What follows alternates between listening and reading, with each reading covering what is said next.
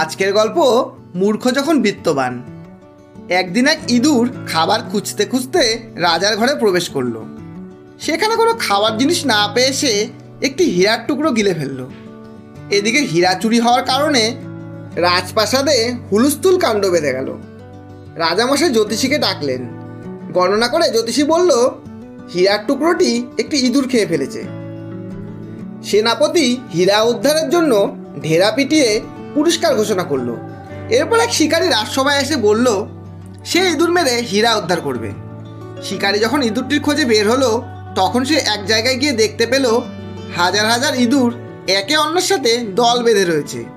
আর একটি মাত্র ইঁদুর সবার থেকে আলাদা, এক জায়গায় একটি ইটের উপর বসা, যেন সে সিংহাসনে বসে আছে।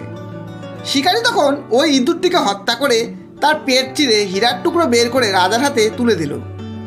রাজামশাই অনেক খুশি হয়ে শিকারীকে তার প্রাপ্য পুরস্কার বুঝিয়ে দিয়ে জিজ্ঞাসা করলেন, হাজার হাজার ইঁদুরের মধ্যে তুমি কিভাবে বুঝলে যে ওই ইঁদুরটাই আমার হীরা চুরি করেছে? শিকারী মৃদু হেসে জবাব দিল, এটা খুবই সহজ মহারাজ। মূর্খ যখন হঠাৎ বিত্তবান হয়ে যায়, তখন সে নিজেকে অন্যের থেকে আলাদা মনে করে, নিজের জাতির সঙ্গে চলাফেরা এবং মেলামেশা বন্ধ করে দেয়। এই মূর্খ ইঁদুরটাও তাই করেছিল। হীরা চুরি করে নিজেকে সে সবচেয়ে ধনী এবং ইঁদুরদের রাজা ঘোষণা করে আলাদাভাবে বসেছিল। নীতিকথা, হঠাৎ অর্থাগমে অহংকারে স্বজন বা বন্ধুবান্ধব ভুলে গেলে ধ্বংস সন্নিকটে। গল্পটি শেষ অবধি শোনার জন্য অসংখ্য ধন্যবাদ। গল্পটি ভালো লাগলে একটা লাইক অবশ্যই দেবেন এবং বন্ধু ও আপনজনদের শেয়ার করে চ্যানেলটি সাবস্ক্রাইব করে পাশে থাকবেন।